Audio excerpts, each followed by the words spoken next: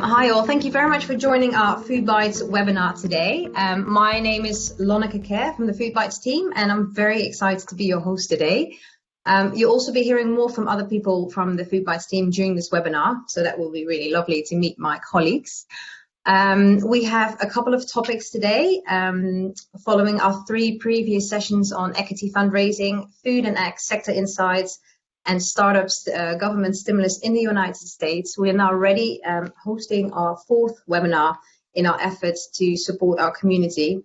And we're very thankful for you all to join us. We had a lot of signing up, very overwhelming amount. So we're very pleased to see over 250 people now online, ready for the webinar on the immediate and long-term impact of COVID-19 on food and ag companies. We've brought together an esteemed group of panelists to share their knowledge, their views, and answer all of your questions. Well, hopefully we'll get the time to answer all of your questions, because a lot of you submitted their questions in advance on the impact that that COVID has on companies within the food and ag business and the value chain, with a strong focus on startups. Today we will cover the topics as you can see on the screen, the current immediate impact of COVID-19 on the consumer and his preferences. We will address the temporary shutdown of most food services and the rise of retail. We will look into the future as well by discussing 3 main topics: the impact of the recession on consumers, on food and ag businesses and startups. We look at behavioral changes, and are consumers going to experiment again with new brands and new products. We have an esteemed panel here of speakers. Cyrille, our colleague from RaboResearch, he's a global sector strategist from consumer foods, RaboResearch within the bank. Then we have Emilie Vanpoperinghe, she's the co-founder of ODDBOX. And we have Kim Anders Ottner, he's managing partner of New Crop Capital. So we are very happy to have them on board and share their views on what the effect of COVID has on their companies. I now want to introduce to you Annie, our fearless leader of the Food and Ag Startup Innovation team. Please, Annie, share us some thoughtful words from your side. Yeah, thank you all. And I see, as I'm sitting here, I get to see the numbers of the attendees signing in. So we're really excited to be having our 4th webinar. This has been our effort on the FoodBytes platform to really connect thought leadership within their organization and those community partners, as well as investors and startups alike, to come together and address what I would call as very timely issues facing our community. We want to continue to offer this type of programming so that we can help further advance discussions with all of these players, but also help prepare you guys as you're looking at your businesses and making new decisions, whether they're in driving new channels from a startup standpoint, or whether you're looking at new investments as an investor, or as for a corporate, whether you're trying to consider how are you going to be pivoting your own models to address the needs of the new economy. We are really thankful for all of you to be part of this. We're thankful for the people who've agreed to speak on these panels. We will continue to bring these programming to you, and we look forward to getting your thoughts and things you want to hear, so please share that with us. This is a very difficult time for everybody. We're all working from home, managing a new life, a new reality. But as we can stay connected through these channels, we can all remain stronger, tighter, and actually focused in what our mission is in feeding the world. I want to not spend any more time. I want to hope you all remain healthy, your families are safe, and I look forward to hearing what we are from the panelists today. Thank you. Thank you very much, Annie. Much appreciated. Now, before we introduce you to our speakers, my colleague Liz has a note to share for companies new to our network. Lizzie? Thanks, Lon. Well, we all would like to welcome the companies that are joining us now today during the webinar and that are new to our network. Through FoodBytes, we aim to connect the most promising entrepreneurs with the greater food and ag community that we've brought together, and we continuously learn from over the past several years. So we actually view these webinars as a perfect example of how our community can build each other up during this challenging times. So to give you a bit of background on our programs, we have our FoodBytes pitch event, which involves structured mentor sessions, investor one-on-one meetings, and corporate introductions, culminating in a live pitch on the final day. And we have our FoodBytes pilot program that pairs a corporate to a startup together over 6 to 9 months to collaborate on a specific goal or industry challenge. So if you're an investor or a corporate and interested in a partnership, or whether you're a startup that is interested to learn more about our programs, please contact us. We have an interest form for startups on our website that you can fill in whenever you're interested to be considered for a pilot program or to pitch during one of our upcoming pitch programs as well. So have a look on the website. Thanks. Thank you very much, Liz. Well, then it rests nothing else than introducing the speakers of today. We'll start with Cyrille. Cyrille, could you please tell us in 1 minute who you are, please? Thank you, Lonneke. So, Cyrille Filott, strategist for consumer foods at Rabobank. I've been working with the bank for now more than 11 years. And I provide insights on what's happening in the world of packaged food, consumer behavior, retail, food service, you name it. And we do that on our website through podcasts, webinars, and meetings in person. We've been incredibly busy thinking about what's happening with the corona crisis and what the impact is on the food and agribusiness value chain. Not only me, but the entire team at Rabobank. There's 100 of us in the Insights group. So please go to far.rabobank.com. There's a dedicated site now on the impact on the coronavirus. So again, far.rabobank.com for more information, and you can see, read, or listen to podcasts on the particular topic. Cyrille, Emilie. Hi, so I'm Emilie. I'm the co-founder of ODDBOX. And so we launched ODDBOX in London in the UK in 2016. And ODDBOX is London's first and only sustainable fruit and veg box tackling food waste. The way we do that is we work closely with farmers, local and importers, rescuing fresh seasonal surplus fruit and veg which are at the risk of becoming food waste, either because they are surplus to requirements or else because they don't meet supermarket specification in terms of size, shape, or color. And we then pack the produce into boxes and deliver directly to people's homes and offices across London.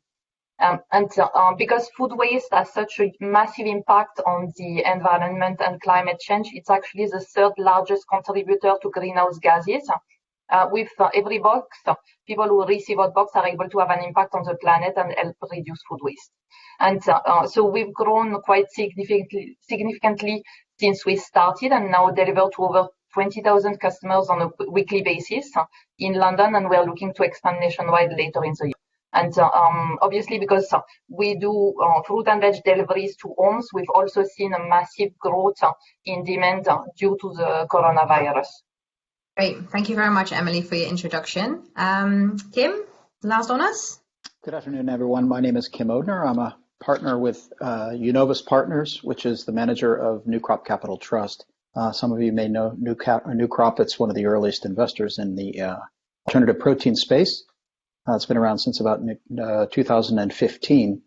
We invest in consumer packaged goods. We invest in companies that are doing food service. We invest in novel proteins as well as cultured meats. So we have a number of different investments in the emerging kind of alternative protein, non-animal protein space. So this is my second year being based here in Europe, and I'm focused on Europe and Asia.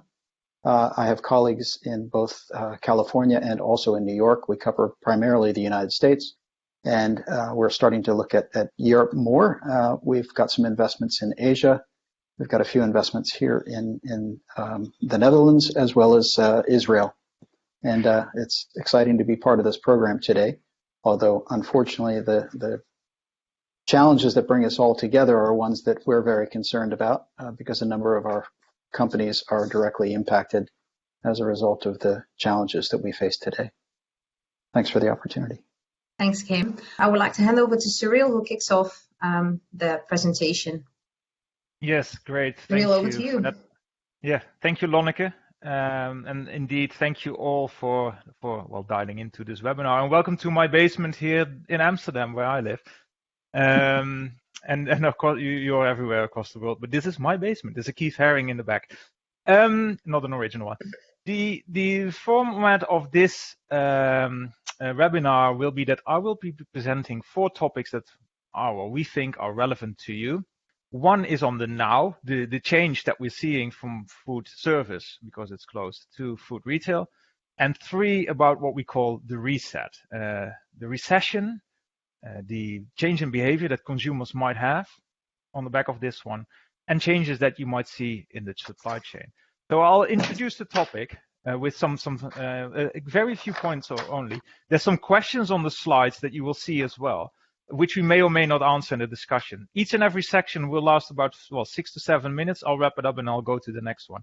And then at the end, Lonneke will come back and do the Q&A with us. And please, if you have any questions, which may be the ones that I have on the screen or the ones that you come up with during the discussion, please put them into the Q&A section and we'll come to them later on as well.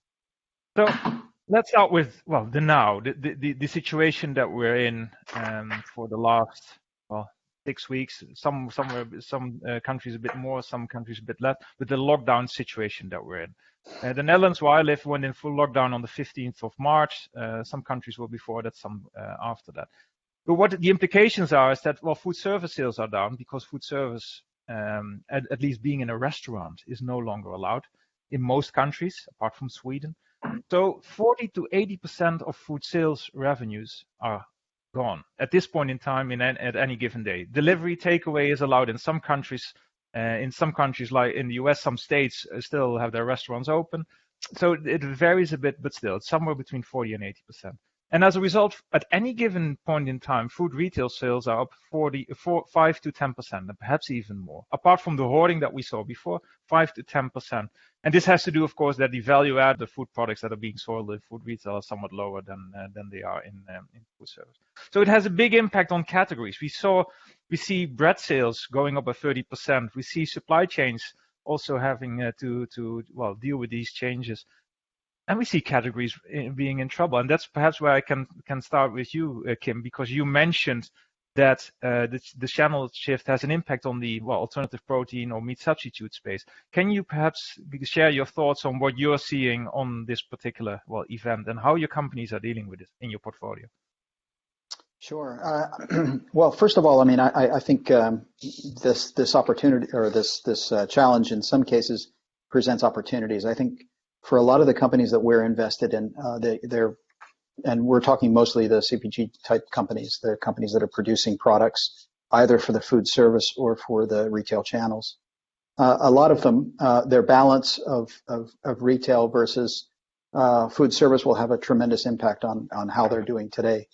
Some of them are very much dedicated on food service. They sell into restaurants. They sell into the Horeca channels, and those companies, needless to say, are really suffering. And I think it's while they're producing food, and at the same time that we're seeing we're hearing about increases in retail, it's not so easy frequently for these guys to shift the product and the supply chain so that they then make up for some of the rising demand in the retail channels. So that really leaves them in a very awkward position. On the retail side, however, many of our companies have seen a really sort of early explosive demand as people went out and undertook sort of hoarding exercises. And I think many of you may have gone to the grocery stores and seen shelves completely empty in many categories. And I think initially that triggered some level of excitement with some of the companies. I think some of them had some of the best weeks that they've ever had. Yes. Having said that, after hoarding, what typically happens is there's a week or so where sales slow because everybody's already stocked up, and either the supply chain is struggling to catch up, or consumer behavior sort of relaxes a little bit. So that's kind of early stage some of the stuff that we're seeing. Yeah, and Emilie, what is it that you are witnessing? Because your business, of course, is geared to, well, it's not a food retail business, but it is geared to providing food at home. So what have you been seeing and witnessing in the last, well, 6 weeks or so? Yes, so just in terms of macros, so the online grocery sector, at least in the UK and probably similarly in Europe, is only around 8 to 10% of the total grocery shopping. So it's always been, even though it's been growing quite rapidly, it's always been a small part of the overall shopping. And though estimates are that it will grow by 2 percentage points, it's still going to represent 10%. And the reason why it's not able to take all of that kind of additional demand is because of the capacity of distribution center as well as the logistics. And that's been an issue for us as well, that we've seen both our existing customers. ODDBOX was earlier, in some cases, only a top-up, or kind of it was a part of their fruit and veg shopping. Now it's become their main fruit and veg shopping, and people have moved from fortnightly to a weekly box and have upgraded to bigger boxes. And we're seeing as well people buying several boxes instead of one. So we've had huge increase in demand from existing customers, as well as new customers, people who would never have bought online or never have bought a veg box, who now want to find that reliability, want to have something delivered to their door. Yes, and one of the key things that Kim mentioned, but I would love you to talk about this, Emilie, as well, is the bottlenecks that you witnessed, because I think for all the startups that is very interesting to understand. So in our pre-discussion, you mentioned that the technology is barely capable of coping with all the increased demands. Can you give us some examples of how you have to deal with this on a day-to-day operational basis? Yeah, so for us, in early March, we were delivering around 12,000 boxes a week. In just a week, mid-March, our demand increased to 18,000 boxes a week, which was actually our target for the end of the year. So we hadn't planned for that. And, and we had to stop accepting orders because we couldn't cope with it. So we use a co-packer partner based in Kent who packs the boxes for us. So we've now put in place additional lines, packing lines, so that we can increase our capacity again. But even in terms of deliveries, a van can deliver 100 boxes in one day. So just an increase from 12 to 18,000 means kind of a lot of additional vans on the road, and that takes time to organize. And the same, perhaps, Kim, you can talk about in meat substitutes. Do you have any examples of your portfolio companies on how they dealt with the supply chain constraints? Because suddenly demand maybe have been up, 50% in a week. How did they deal with it? Well, I think in a number of cases they've been caught out for a couple of reasons. I mean, if they don't have the inventory on hand and they go back to the manufacturers, in some cases manufacturers are not producing at normal levels because they've got illness or they've got distancing concerns that they've implemented themselves. So, I mean, it's both on the production side and also on the distribution side. But I think, again, the distributors themselves, the companies that are running around with the vehicles and so forth, I mean, they're also experiencing a tremendous amount of pressure, which is just compounding the problem. But one of the things that I do find kind of interesting, though, is that at the same time, retailers are using this opportunity to look at the categories and determine whether or not it's a good time for them to add a little more variety into what they've been previously offering. So in some cases, it's actually represented an opportunity. So that's kind of interesting. Is this something you're noticing in the last couple of weeks? Because initially, the retailers were just focusing on, I want my shelves full because they're empty, right? As in fill whatever I can get my hands on. So this is changing, which is interesting. Yeah, I wouldn't. Maybe I should qualify that by saying in some cases those are conversations that were taking place ahead of COVID, but COVID has helped to sort of lend greater confidence to the retailer that yes, in fact, they'll be able to move this product and turn the SKUs. Okay, I'll use this one later on because when we talk about consumer behavior, this is part of whether we see any changes in consumer behavior, whether the retailer will play a role into that as well. In what is being offered to the consumer. I want to go from the now, because these are the struggles you face now, and both in the case of Kim, your portfolio companies, in the case of Emilie, her company, you coped reasonably well with this. And I know that many other of the smaller companies actually struggled, especially with co-manufacturers who were completely full. So getting time allocated or resources allocated was very, very difficult. Of course, now the pressure is slowly but surely subsiding. So it is time to slowly but surely think about the future. Of course, we don't know when the lockdowns are going to end. A vaccine will help us, medication will help us. Perhaps there will be other measures, but we will see a slow release of the economy, or at least in certain paces. And this will vary per country, by the way. What we expect, and this is the first part of the reset that I wanted to discuss with you, which is on the next slide, Marco, if you can put that on, a recession. So Rabobank has tried to look in our crystal ball and come up with a number, which is very, very tough to do, of course. But given where we are and what now with lockdowns for lasting for about 3 months, we expect 2.6% shrink of the global economy, a decline of 2.6%, with a huge impact in the US and the UK, -6.4, -6.8.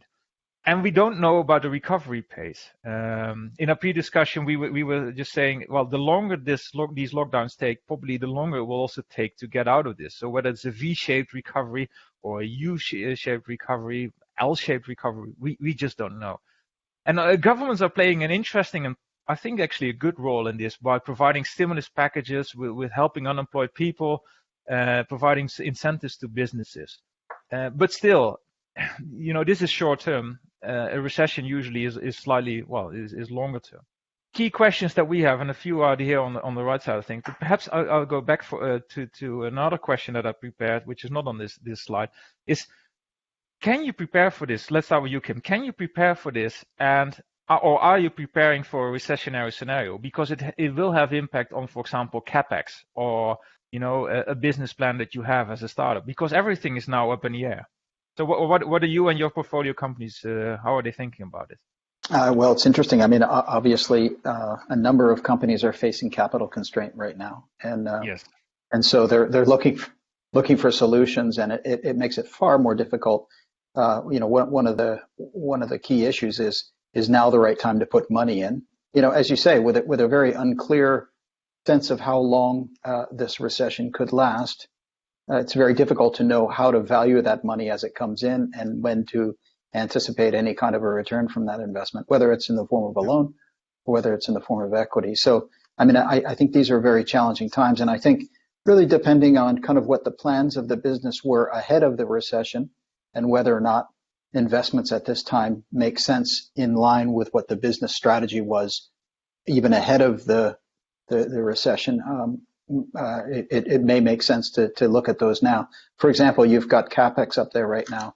And you mentioned just at the end of the last slide, the constraints, the manufacturing constraint, the production constraints that we were already experiencing in the marketplace. A lot of the manufacturers in our sector were already trying to weed out some of the smaller, lower volume companies from their portfolio and concentrate more on the larger volume folks. That was giving rise to a need for additional manufacturing capacity. And then here we are now in a situation where retail demand seems to be rising, and that may be sustainable. So maybe that's a good opportunity to then invest in sort of CapEx related investments along the lines of production.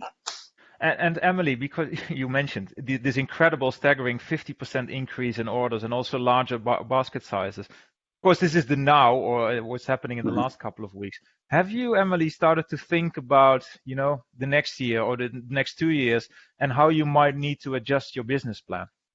So we started looking at kind of the next 6 to 9 months. We haven't looked at kind of the next next 2 years. Yeah.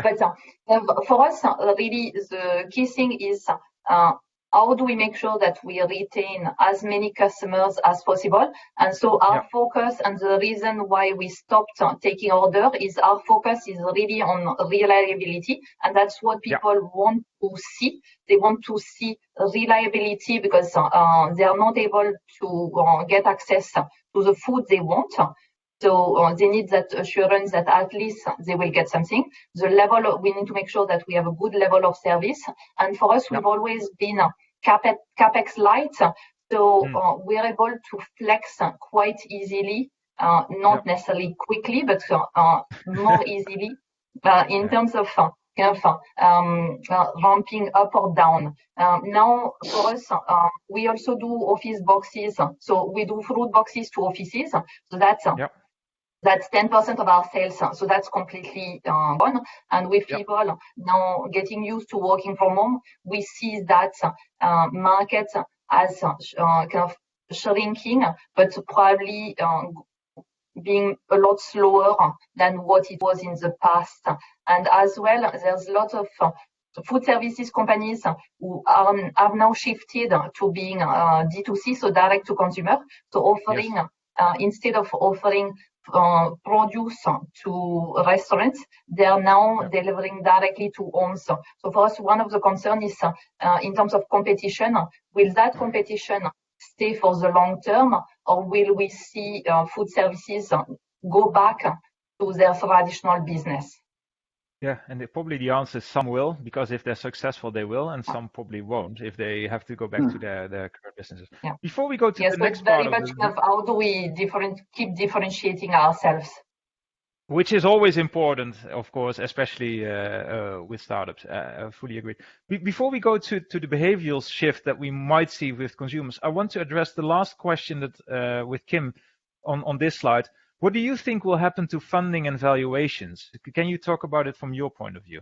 Sure. I think it's understandable. I mean, I think a lot of entrepreneurs are reluctant to accept this explanation, but if it's going to take longer to get a return on investment, then obviously that will have implications for the valuation.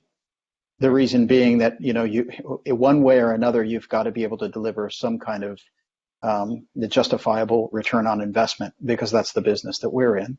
And so as a result, you either have a lower cost of entry or you have a more rapid return on investment. And because we don't know about the durations, I think it makes it very, very difficult to try and assess that at this point in time. I mean, I can imagine scenarios where we might look at investment structures that allow for both potential scenarios, like along the lines of something that as the ground shifts and as returns start to demonstrate a recovery, if they happen more quickly, then maybe we can adjust the valuation, something like that. But at the end of the day, I think right now it's going to be pretty challenging for people to raise money at any kind of a valuation premium.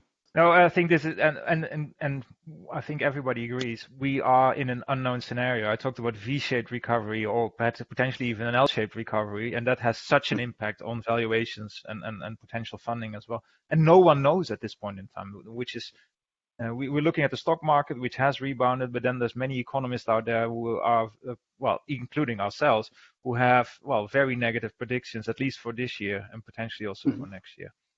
So this is about the economy, which is, one of the resets that we're witnessing. The next reset that we may witness, which is on the next slide, Marco, if you can put it up, is a behavioral shift under consumers. Digitization, everybody is ordering online with ODDBOX or with others. We've seen in the UK that Ocado was struggling to being able to supply food to or to take new orders for that matter. In the US, we've seen various companies struggling with their systems or very long waiting times to get on a list to be able to get your food, to get access to being able to order. So digitization has been a struggle for some companies, but many consumers are very keen to go forward. And I don't think, my personal view is that they will move away quickly from this. Of course, there's fun in shopping, so people might go back to retail and they will go back to food service to a degree, but digitization of the consumer is here to stay. Sustainability was a trend. Climate change was high on the agenda. Many purpose-driven companies. Waste reduction was very much on the agenda, or reduction of the inputs on the farm level, at the farm level. And I'm wondering whether these will stay, because on the previous slide there was the recession. So it is wallet versus values, as I put in there as a potential question, and I don't think we know the answer to that. Nutrition is one thing that I do want to highlight here, and I've put it here on focus on health. The preliminary statistics say that people that were either obese or overweight have a bigger chance to end up in an ICU with the coronavirus. If consumers are going to accept this, or for that matter, governments are going to work with this, then nutrition or health and wellness in a more broader sense might be put on the agenda of many consumers in the foreseeable future. What's your take on this? Let's start with you, Emilie. Do you see nutrition as it was an important topic driving your business up till here, but do you think it will accelerate from here? Do you expect a reset in consumer behavior, or do you see actually an acceleration around that? So for us, actually, we've always been leading with kind of sustainability and impact, and that's where we've seen a shift where our messaging doesn't resonate as much now because people are focusing on their health. So there's that shift of kind of health. We think that will continue. We think there will be more focus on cost, but also more focus on local. So there's always a bit of a debate between kind of local and sustainability, and actually, for example, growing tomatoes in the UK in greenhouses is less kind of has a higher carbon impact than growing tomatoes and importing them from Spain. So there's a bit of a shift in terms of the focus. Plastic is back in supermarkets, mask. So there's a bit more focus on food safety and health than on actually kind of climate and sustainability. Yeah. But we think that will kind of shift a bit more, and people will move back to being a bit kind of that mindfulness will come back.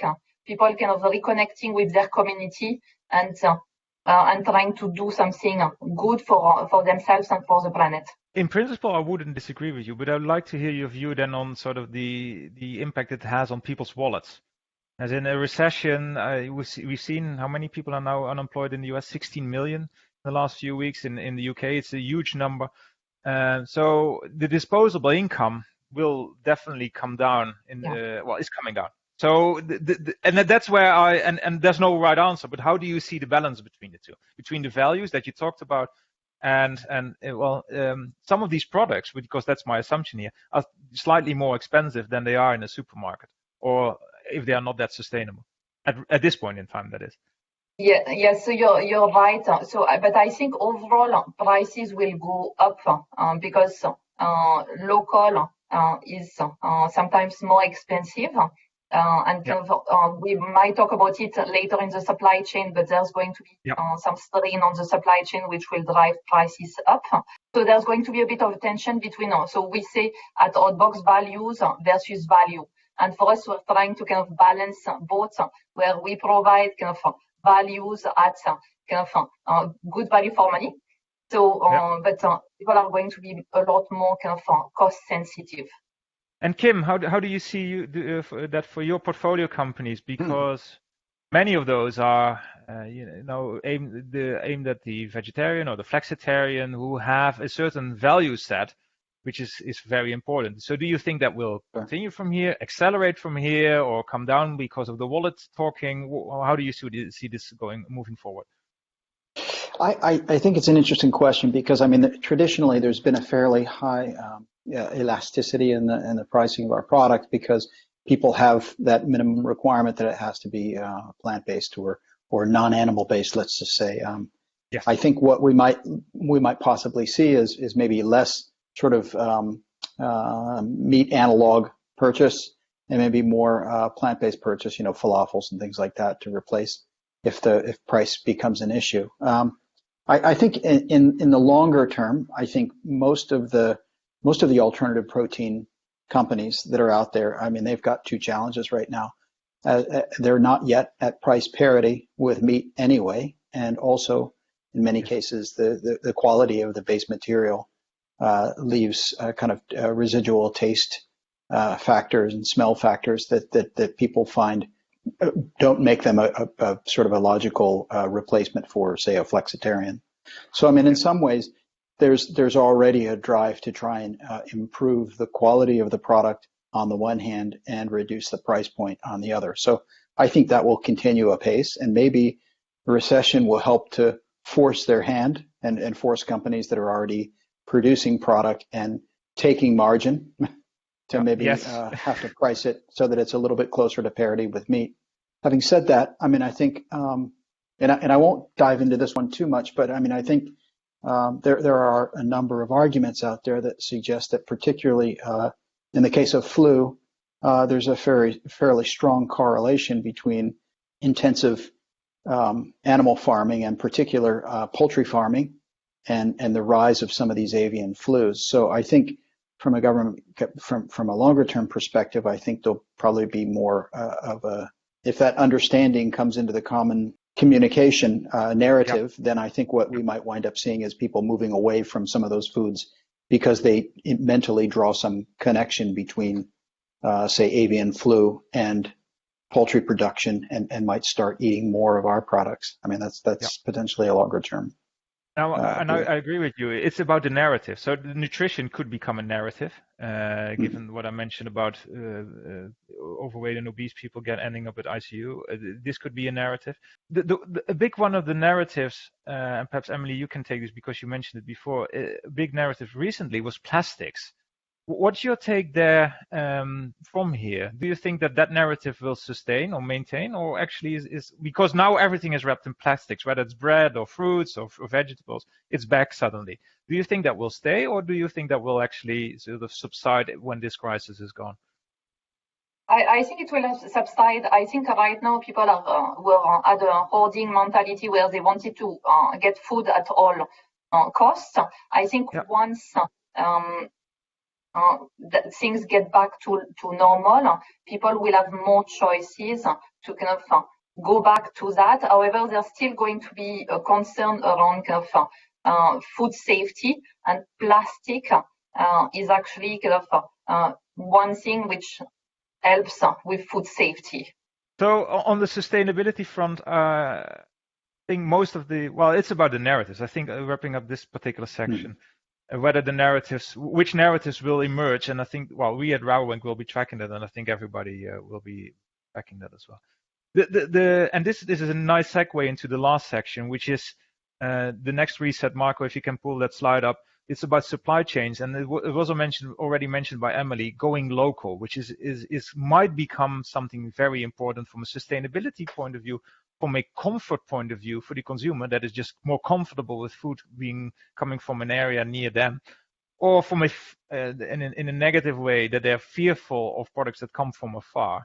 But also driven potentially by governments. UK is not self-sufficient. France is to a degree self-sufficient, but they already announced that they want to grow more within their country.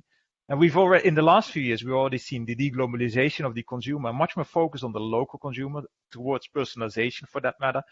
And companies also went more local, as in setting up more local manufacturing footprint, even global companies, and also more marketing organizations, more local marketing organizations.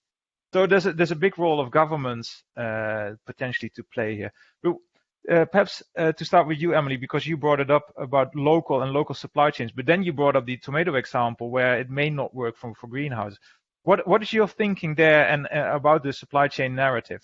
Yes, so I think that's quite a big challenge, and so in terms of fresh produce, the kind of this season, March, April, May, is actually called the Hungry Gap, and that's because during that's a change between the new season and the old season, and it's a time when a lot of fresh produce are imported, and even overall, 80% of all the fruit that we eat in the UK are imported, because we actually grow very little apart from apple, pears, and berries. There's very little that we grow in the UK.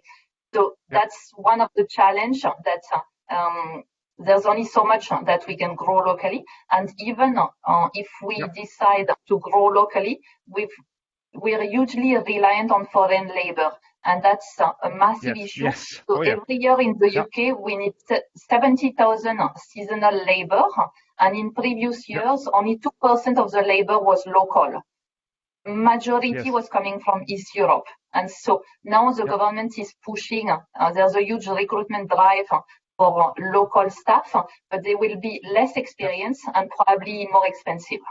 Agreed. And then for you, Kim, in your portfolio company, supply chains may not be local, given that the key inputs, the proteins or the protein isolates, could come from anywhere. As in, pulses don't grow anywhere, or soy, for that matter, it grows in many places. But there's certain hotspots where where soy grows well. So how do you think about a local trend or local supply chains, or any other thoughts on potential changes in the supply chains on the back of what we're seeing right now?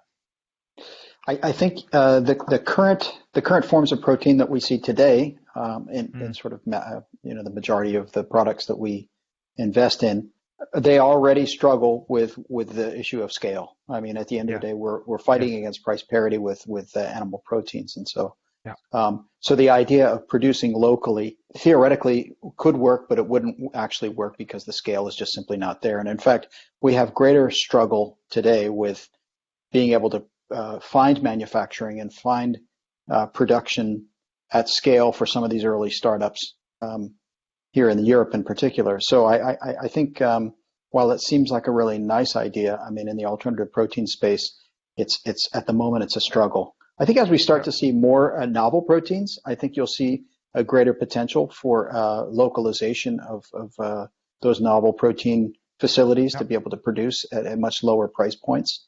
And that's something to look forward to. So I do believe, and in fact, some of the companies that we're invested in today show promise of being able to deliver at much, much lower price points as they scale up in more localized locations. And I guess, I'll just make a sort of a side note about companies like cultured meat. One of the discussion points, and for those of you who are not familiar with it, cultured meat is lab grown meat effectively. One of the discussions in those circles is around whether that is produced in one sort of localized, one sort of centralized mass scale facility, or whether it's done in local butcher shops, because at the end of the day, those are alternatives that they can consider today to determine how that industry evolves over time. And the idea of local source is something that's very, very strong in some countries, France being one of them. So certainly there's the promise of that evolving in time, but today that's just not a very good likelihood. But it could be a very interesting set of conflicting values almost, as in on the one hand sustainability, and on the other hand wanting to eat a meat analog, which could have a supply chain. I'm not saying it's not sustainable. It could come from afar currently, as in it's not necessarily produced locally, which could be another value that the consumer might have. So with this, I would like to wrap up the 4 blocks that we wanted to discuss with you. So on the now, the move from food retail to food service, from food service to food retail and the impact it has. The recession that is coming, and I hope I didn't scare you with the numbers that I put on the screen. The potential behavioral shifts, but mind the narratives that are coming, and the supply chains that, potentially there might be, we could see a shift to more local production, but there's some ifs and buts to that as well, depending a bit on the products that we're talking about. So that's a quick wrap up from my end. Lonneke, I would like to hand over to you for the questions that you've received during during this presentation, this webinar. Go ahead, Lonneke. Yeah, thank you very much. Cyrille. We received quite a few questions. I'd like to give the hand over to Liz, actually. She's kept a record of all the questions we've received so far. Over to you, Liz. Sure. So one of the questions that we received is focusing on food waste. Actually, we received a couple of them that were all curious what was going to happen with food waste. So the question is, what kind of long-term effect do you think the spirit will have on food waste? Let me start with my thoughts and then handing it over to the other two. That's a tough one, right? Because let's talk short term first. We've seen a lot of hoarding, and as a result of that, we've also seen a lot of food waste, and people didn't care in the crisis. So there's a lot sitting on shelves that will be thrown away. There was a lot bought that has already been thrown away. However, and this goes back to the narratives and to the importance that people will give to food even more than they did before this crisis. I do believe that food waste will be part of an agenda of the consumer, next to potentially nutrition and a few of the other topics that were mentioned before. So I do believe it will be more important to them. Perhaps Emilie, you can give us your perspective. Yes. So we've actually seen kind of a lot of suppliers come to us. Suppliers who are supplying food services and mostly kind of slightly more exotic produce or things which were more for restaurants, because there's a refocus on the staples. And so there's been more food waste on some produce like chicory, like mushrooms, like things like that. I think long term, people will be cooking more at home and will be more conscious. So people have been taking food for granted. I think with the coronavirus, that's changed, and people will kind of realize that nothing is for granted, and so that's where we think that food waste will become kind of a more prominent topic. There could be another webinar in your statement there that people will be cooking more from home. Let's not do that. Kim, over to you. What do you think on food waste? Well, I think, obviously shelf stable won't be such a problem. I think frozen product, I think there are a lot of products that come frozen. They can remain frozen before they're slacked out and put in a fresh chilled cabinet, for example, a lot of beet products and things like that. But the stories that kind of pop out at me right now are a few that I've read in the New York Times, or some of the issues coming out of the States, where you've got slaughterhouses like Smithfield in South Dakota, and the fact that they've had so much illness that they've had to shut down the facility. Consider for a moment that they're accustomed to taking something like 3,000 pigs a week, or maybe a day, to process. All of a sudden, the farmers are placed in a situation where they have piglings that are coming up, and it puts the brakes on that whole cycle. And similarly with milk producers that are producing for food service channels and things like that. A lot of those milk producers are having to discard vast amounts of milk that can't go into the supply chain because there's just nobody to consume it. So I think there's going to be a tremendous amount of waste. The question is, how quickly can they sort of regroup and restructure what they're doing in order to sort of slow and potentially curtail some of that waste. But I think in the meantime, there's going to be a tremendous amount. Yeah. No, another sector to mention is potato farmers, who are providing, especially French fries. That's down a lot, as you might expect, because people are not eating French fries. Well, not at home at least. So there's short term definitely big issues. The longer term we'll have to wait and see. Liz, next question. Hi, I would love to get some advice for those who have not started a business but would like to. Anything to keep in mind with the new environment for someone who needs advice on starting their own business? Maybe I can start the whole. Yeah. So I think so obviously it's going to be more difficult to get funding, and I think people will look. So investors don't usually like risk and uncertainty, because there's a higher level of risk and uncertainty. Then there's going to be more of a focus on cash and profitability. One thing that people will look when starting a business is, do you have a good eye on the financials, and kind of how much cash runway and burn rate you have. So that's at least my take on kind of some of the shifts in the startup environment. Kim, do you have anything to add to that? One of the things I've been so impressed with, a number of our companies have just launched D2C models. They have no choice. Yes. They're trying to reach consumers, and they've actually experienced a pretty decent success, I should say, relative to what we were expecting. And as I say, a number of companies have done that. They've put up a website, and they've started to reach out to their sort of loyal customers, and they're actually getting results. So whatever this person is contemplating, I think right now, if it's carefully planned, and if it's something that they're quite certain that consumers are willing to pay for, then I think the lowest risk, potentially most interesting avenues to explore might be a D2C type business.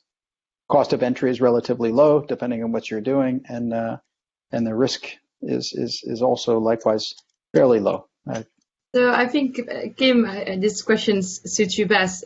We received a couple of questions on what trends are going to be accelerated, and some people were interested whether we will see a shift in investments more towards packaging and towards circularity and sustainability. Do you think these are the trends that will be accelerated, or do you have a different view on that? I think, for our value system, the kind of investing that we do, where we consider ourselves impact investors. And it's a real dilemma to invest in a alternative protein product that alleviates animal suffering and things like that, and then put it into a plastic package and send it off to retail.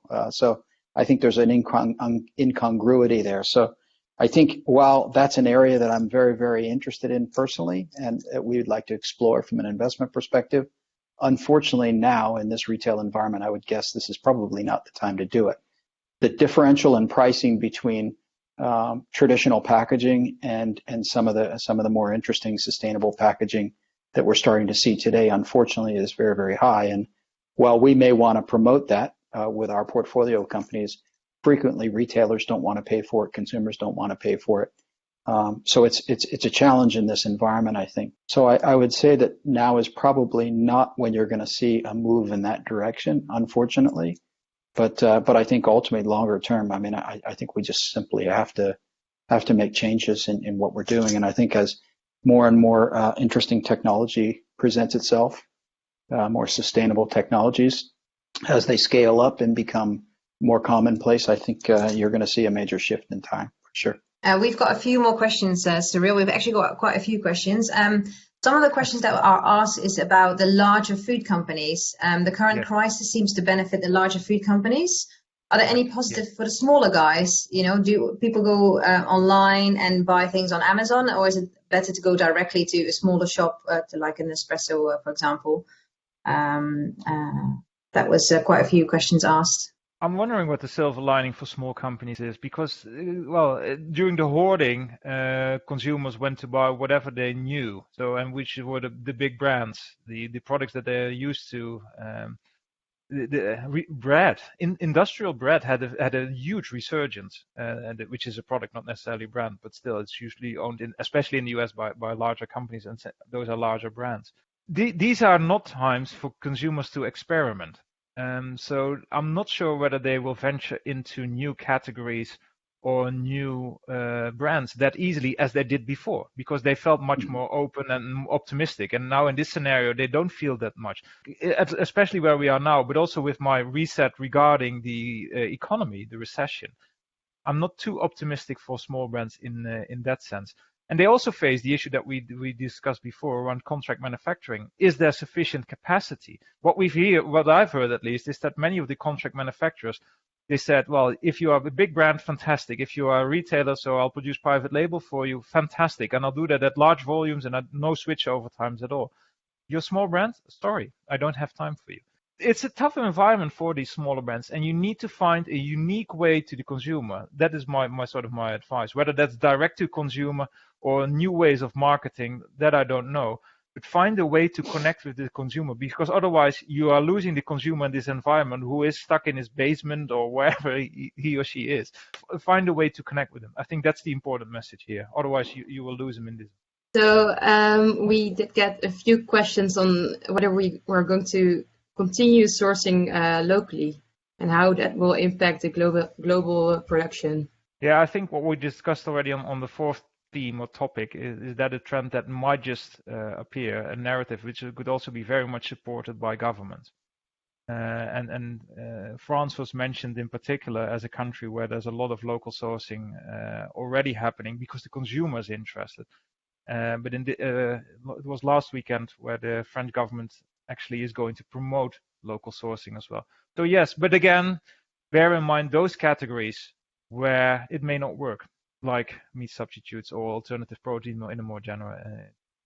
So thank you very much for joining today, especially a huge thank you to our fantastic speakers, Cyrille, Emilie and Kim. Really, thank you very much. Thank you, Annie, for doing the introductions. We hope that you come away with a better understanding on the impact of COVID that has on companies within the food and ag value chain. I'm glad to see that we had so many questions, as I said before. Interaction with the audience, great. We had over 375 people, so that's an overwhelming amount. So thank you very much all for joining. The next webinar will be next week, next Wednesday. The topic will be the fast pivot, how businesses are pivoting to prepare for the new economy, strategic thought leadership from our community. It will be next week, Wednesday, 11 a.m. US time and 5 p.m. Central European time.